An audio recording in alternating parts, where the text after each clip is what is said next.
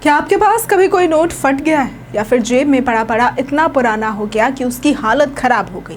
अक्सर हम सोचते हैं कि अब ये नोट तो बेकार हो गया, लेकिन सच्चाई ये है कि आप उसे बदल सकते हैं और वो भी बिल्कुल फ्री में। इस वीडियो में हम आपको बताएंगे कि फटा हुआ नोट चलेगा या नहीं, और अगर नहीं तो उसे बदलवाने का सही और आसान तरीका क्या है। तो सबसे पहले बात करते हैं कि क्या फटा हुआ नोट चल सकता है।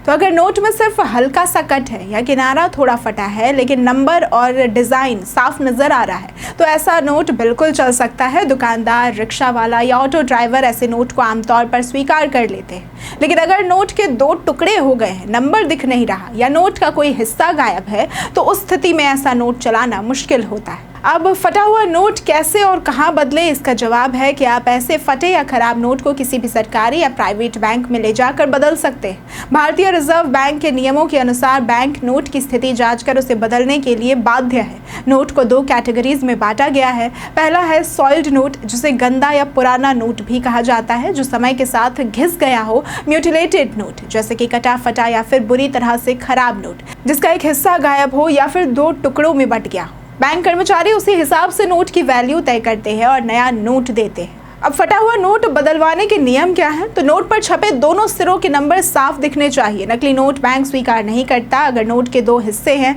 तो दोनों को साथ ले जाएं। नोट पर टेप या स्टेपल पेन लगाने से बचें, इससे नोट रिजेक्ट भी हो सकते हैं। बहुत पुराना या गंदा नोट भी बदला जा सकता है जब तक कि वो नकली ना हो। अब सवाल ये है कि फटा हुआ नोट बदलवाने पर कोई चार्जेस भी लगते हैं? तो इसका जवाब है बिल्कुल नहीं। फटा हुआ नोट बदलवाने पर कोई भी चार्जेस नहीं लिया जाता। ये सेवा बिल्कुल मुफ्त है। आप सीधे बैंक जाए, नोट दे और नया नोट ले लें। ध्यान दें कि ये प्रक्रिया ऑनलाइन नहीं होती, आपको खुद बैंक जाकर ही ये काम करना होगा।